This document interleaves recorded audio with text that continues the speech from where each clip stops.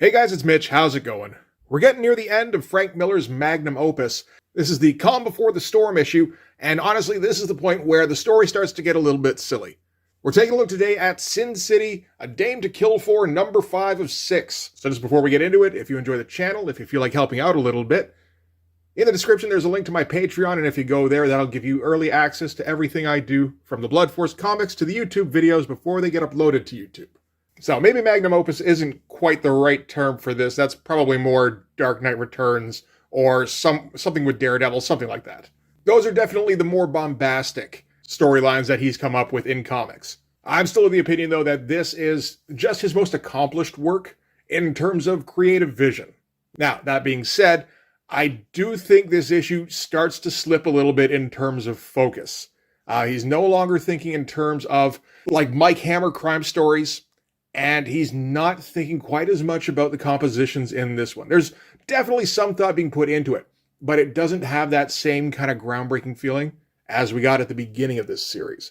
But we can get into that in a minute.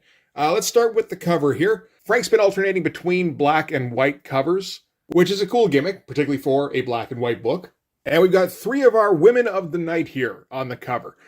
We haven't met any of these characters yet, although we have seen Gale before in the first Sin City storyline. She's one of the hookers that helps to kidnap Marv and tie him up.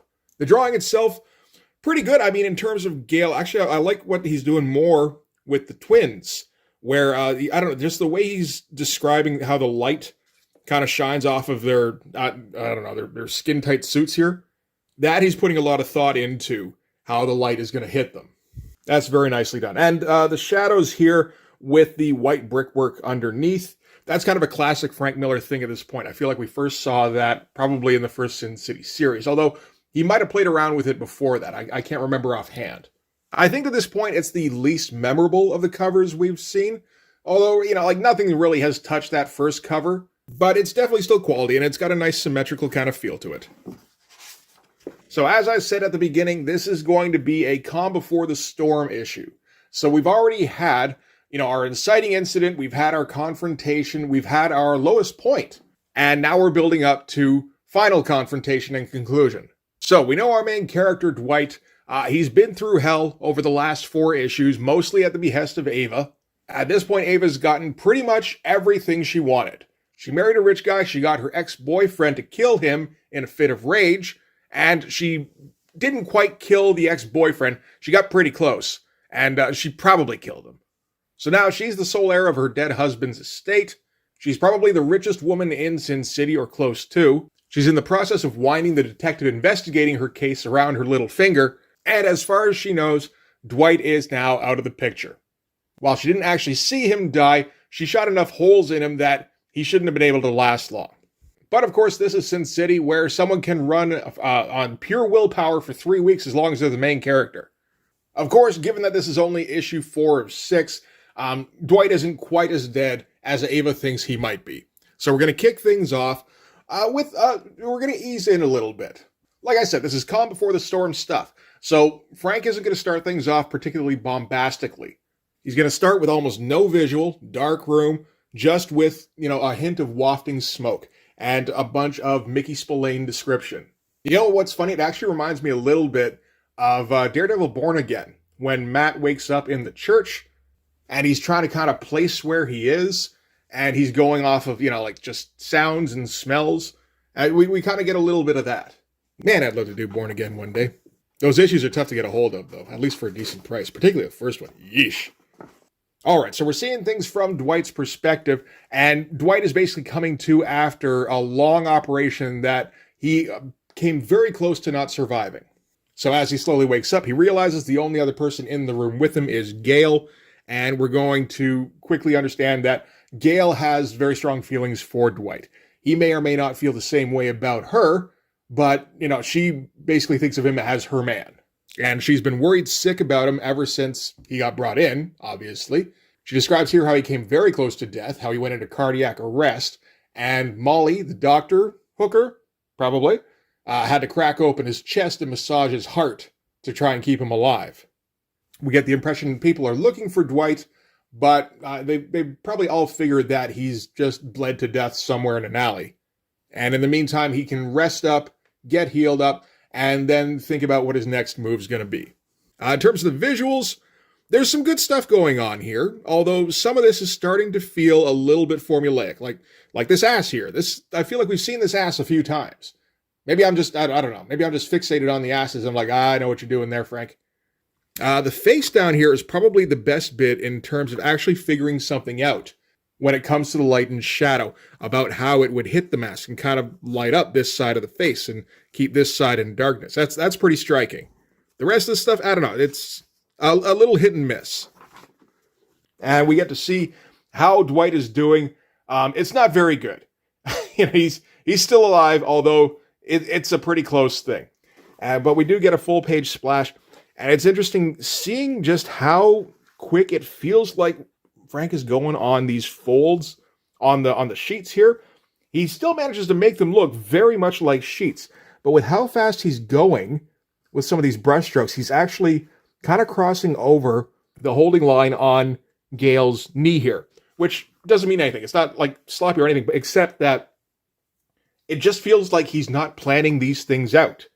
He's just loading his brush up with ink and going back and forth and trusting that he has the feel of how, the light and shadow would work well enough that, he won't overdo it. And he's fucking right. Like, you see how the shadow darkens around the edges here, and it gets a little bit more light in the middle, how it darkens around Gale's knees, how these are just like big friggin' strokes. But it's just the sheets bunched up around his feet here, and it all works extremely well. And I think about how fast he probably went doing this, and it bugs me a little bit. All right, so from there, we're going to cut to Agamemnon. Agamemnon is Dwight's handler, because Dwight's job is as a photographer who takes sleazy photos of people when they're having affairs, so that he can sell those to their spouses who are getting cheated on. And Agamemnon's telling somebody about Dwight's history, about how he, when he was younger, he couldn't handle his liquor, and whenever he get twisted up over a dame, he'd get really twisted up. These faces look pretty great. I like the amount of shadow that he's got going on here. He's getting pretty dramatic with the shadow. Not thinking too much about making it graphically impressive in terms of black and white, like he sometimes would. I think that's okay in this case. With this character in particular, you want more shadow, you want a bit more detail. Like we can see like sweat dripping off him here. It's kind of gross. As well as the nose hairs and some ear hair, of course. And then in contrast, he's speaking to the detective that Ava has wrapped around her little finger. So this is the guy investigating the case against Dwight. So Agamemnon is, he ends by saying, okay, that was him in the past. He's not that guy anymore. He's cleaned his act up. But yeah, you look at the difference between this hairy, sweaty dude and this guy with the minimal line work. And that's a pretty clear dichotomy between two characters. This stuff down here is like extremely cartoonish and tossed off. And it's okay considering how small the figures are. Like the posture here on this guy, this is the detective's partner, is pretty good. The figure work here, pretty good. And this one here feels like something Sergio Aragonés might put in the margin of a Mad magazine. It's decent cartooning, but at the same time, yeah, it does feel like it's done very quickly. And there's a couple of things in here that feel like it's kind of the same.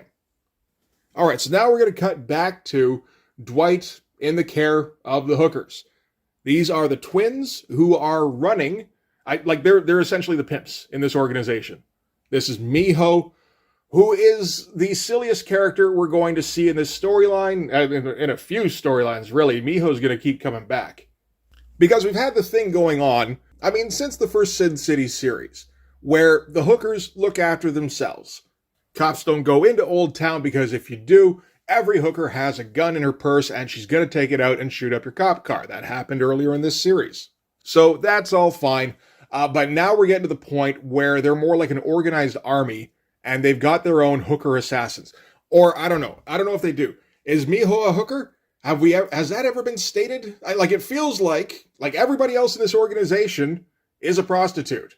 It stands to reason, but at the same time, I can't quite see her, going, okay, got to do the day job part of my job and going and picking up Johns. So she's just this tiny invincible assassin character that doesn't have a whole lot of place in this storyline, I don't think. Up until now, we've stretched the borders, I'd say, of credibility, where people can take more damage than they should be able to. There's lapses in judgment between characters, but it works in this kind of overwrought kind of context. We've got a couple fairly colorful characters, like, Marv, obviously, although he's still, he's somewhat justifiable. And Manute, I'd say, is the most colorful as the manservant who seems to think he has mystical powers. But now we're getting down to Amazonian twin madams and their tiny ninja girl, and it feels like it's going a bit too far. Not as far as it's going to when she eventually gets rollerblades. So at least we're staying at least a little bit grounded in this. But anyway, I guess we should get back to the actual comic here. So the twins here are going to be photocopied as often as possible, which is just a good idea. I mean, with twins, you want them looking pretty much identical, and they play up to that by having identical looks, probably so Frank can photocopy them. And it also cuts down a little bit on your drawing time. Why wouldn't you do that? So these ones photocopied, I would say no. These ones photocopied, yes. Anyway, the twins get into the room with Dwight. Dwight has been healing, but he's still not good enough to actually leave. He's getting closer, though. And the twins tell him, okay, you're just about ready. Once you are ready, you need to get the fuck out of here. And Dwight says, no, I don't. I'm sticking around. The twins don't like that, and Mio moves behind Dwight threateningly. And at this point, it seems like nobody really knows who Dwight is except for Gale. It makes sense for the twins not to know. They say earlier that they just took over this outfit a couple of weeks ago. Miho, though, it feels like has been in the organization for a while, and Dwight seems to know members of the organization fairly well. He certainly knows Gale anyway. And we're going to get into how Miho should know him. But again, yeah, the twins, they don't know him. They say, no, it's cute that you think you're staying, whoever you are, but you kind of picked the wrong neighborhood to just camp out in. We're going to need you to vacate immediately. And Dwight says, no, but I appreciate your candor. I'm going to need you to stonewall the cops, and I'm going to need the services of Gale, Miho, and Molly. And by the way, I'm in charge now. Another photocopied head. This panel right here, pretty good. Like this one up here, again, feels kind of paint by numbers for Frank at this point. This one, he's thinking a lot more about the design, trying to get in the size of the room, getting in, I guess these are skylights, although Frank has shown before that he has no problem just kind of putting a light pattern against a wall, regardless of whether it makes any kind of sense. And we're keeping Gale in the background here in shadow, because, we want to keep her present in the minds of the readers, but she doesn't have anything to contribute just yet, so we're kind of letting her melt back a little bit. Oh, more asses. Yeah, see, pretty similar to what we saw before. So for all of Dwight's bravado, the twins aren't exactly impressed, and they ask Miho to kind of make the point a little bit clearer for Dwight. So she takes out her sword and applies light pressure to his back, but like right over the spot where his heart would be. And the twins say, okay, final offer. We're going to pack you in a truck that'll take you all the way to Seattle. You won't get with any more mouth about staying here, or Miho will exhale, and that heart Molly worked so hard to fix will pop like a grape. So Dwight's in a tough spot here, so now is when he's going to start to reveal his hand, and he's going to bring Gale back into it. And he asks Gale to tell them about Manuel. Manuel, it turns out, was part of a group of slavers that kidnapped a few of the girls, and Dwight and I guess Gale eventually tracked him down and did some horrible shit to him. She goes into detail with the twins, although we don't get the detail. This is my man. I know he doesn't feel the same way about me, but it doesn't matter. If you're kicking him out, I'm going with him. Again, these shots are a little bit basic, just for what Frank's been doing up until now. That's the thing. I mean, this is still some very nice looking stuff. It's just, this is stuff Frank has all done before. Up until now, it's felt like Frank has been innovating, at least at some point in every issue that he's done. We haven't really seen it so far in this one. I think we'll probably see a little bit of it later on. Now, that may be intentional, seeing as how this is, like we're letting the dust settle a little bit before we kick things up into high gear again. If that's the case, and he doesn't want us to be wowed by the visuals in this part, and then that, I guess mission accomplished. Well, on my end of things. I'm sure not everybody feels the same way. I'm just not sure exactly why you might want to do that, but yeah, I can see it. Okay. Another photocopied panel. So yeah, anyway, Gail gives her story. Twins are a little nonplussed. It's like, oh, what do we do now? And that's when Dwight drops the other shoe, which is, again, more, since it's to do with Miho, it's going to be ridiculous, which is that apparently he saved her in an alley when she was fighting against the Tong, and she probably didn't see the face of the man who saved her. And again, this doesn't really belong in this comic. This belongs in Daredevil. But Miho, knows the night that he's talking about, and now that she knows he was the one who saved her, you can't take her away from his side now.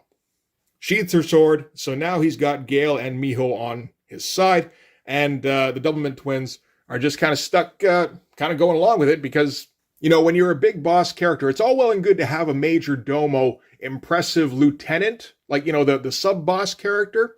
But the problem is when the sub-bosses both align with the person who was going against you, then you got problems. Another photocopy. Again, everything he's doing here, I like how it looks. I'm just not wowed by it, I guess, the way I normally am with Frank in this series. All right, this is a little different. Now we're kind of gearing back up a little bit. So this is where the detective he's still going around interviewing people about Dwight. He's trying to find leads. And so he's going to speak to Dwight's landlady. And she's going to tell him about how Dwight's a good boy. And he helps out around the building. And she knows he had some rough times. There was that time not too long ago where he came home and his face was beat to hamburger. And then that pretty girl came by and she let her in because, it'd be nice if he had a pretty girl come by after he got his face beat in. And then they very obviously had a loud and wild time. And then the sounds turned violent and there was a sound of breaking glass and just shouting and stuff crashing all over the place. And that's the end of the landlady's story. I love the way he's drawn this landlady. She looks really good. This looks like it might be from a photo. It's very nicely done. Like, I don't know, he's found a good way to translate this into his style, where it still feels like there's an element of photorealism to it, but with the contrast still turned up to 11. All right, so the detectives are going to go back into the car. The one Ava has under her thumb is still very much convinced that whatever Ava says must be true. His partner is starting to get a little bit suspicious. Because, okay, what the fuck? She was here. She was here screwing that guy on the night that he went and killed her husband. And the other guy's like, yeah, but we haven't heard her side of the story yet. Maybe the landlady's in on it. And his partner's like, in on what? First he's a psycho killer. Now he's a criminal mastermind. There's only one person who's had anything to gain from Damian Lord's dying, and you're fucking banging her. And of course, the other guy, I think his name's Mort, is like, you don't know what you're talking about. I'm completely under control. I know what I'm doing. And naturally, he doesn't. I like this page. I like a lot of the stuff on this page. I like this car here, the way he's set it against the palm trees so that we don't have to see holding lines. That's the thing. We've got a lot of holding lines up until now. And it feels like that's, I don't know. Whenever I see holding lines, it feels like an admission that Frank couldn't come up with a composition that works where he wouldn't have to do the holding lines.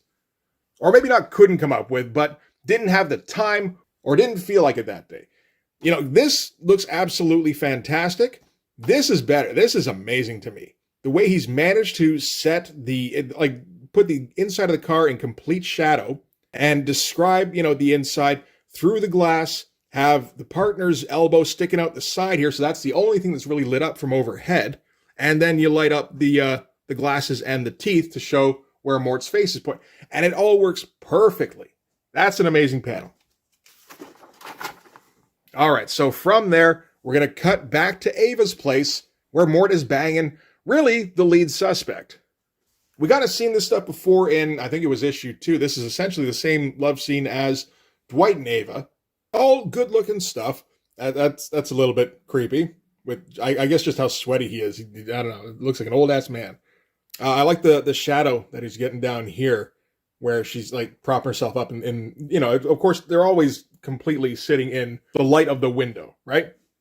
So anyway, Mort has a problem with the fact that she saw Dwight on the night of the murder. That seems to be a little bit of a hiccup in this case. So Ava admits, yes, I did go to see him, and then he assaulted me. And if Manute hadn't been there, I don't know what he would have done.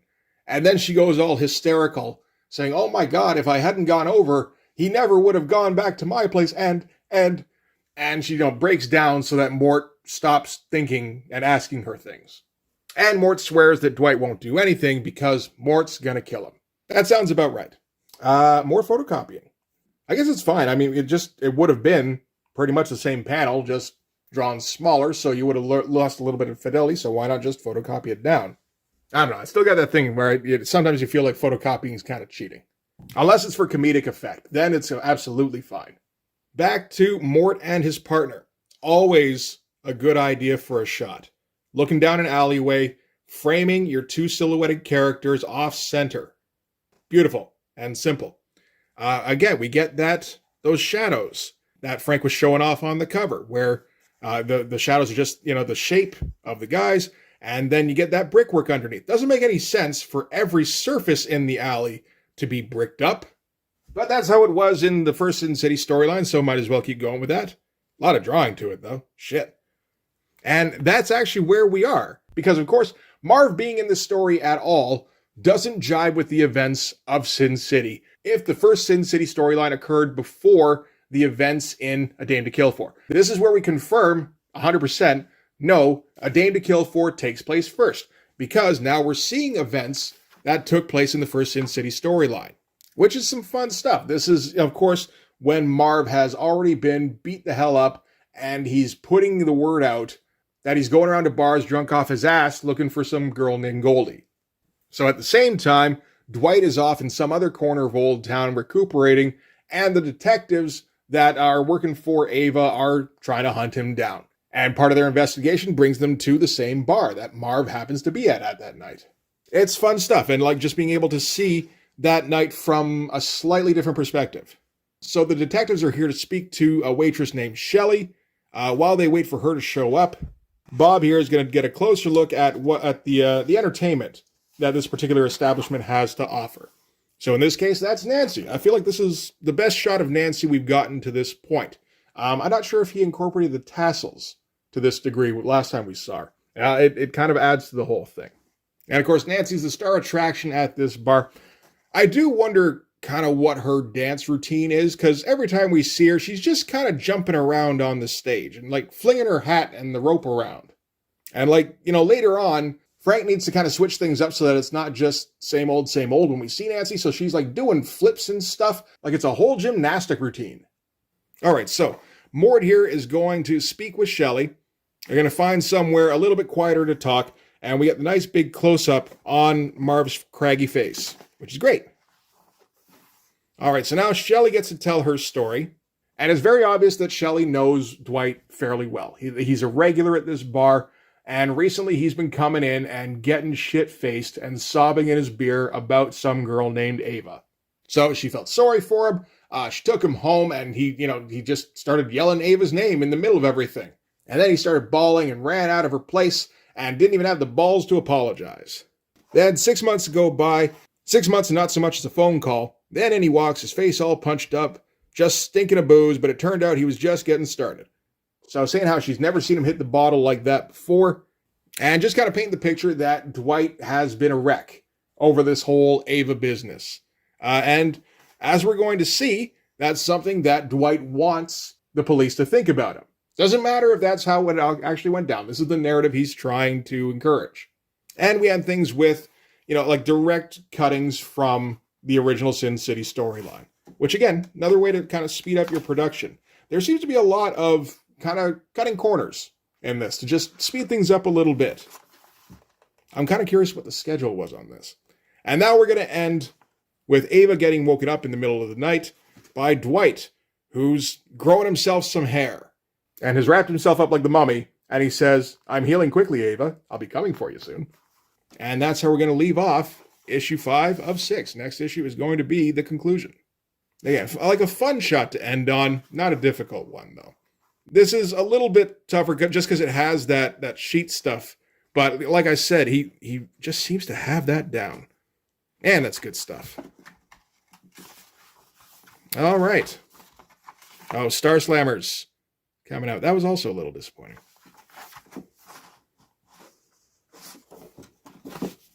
Okay. So, I mean, it's good stuff.